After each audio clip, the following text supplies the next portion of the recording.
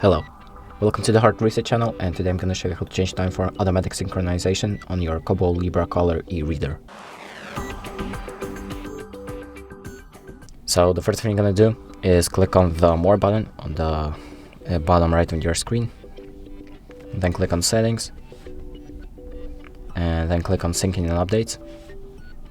And here you have the Sync Time option, so under Background Sync. And this option basically lets you choose when your ebook synchronizes with your account. And you can click on this button right here on the right, and you can select either night, morning, afternoon, or evening, so any of these options.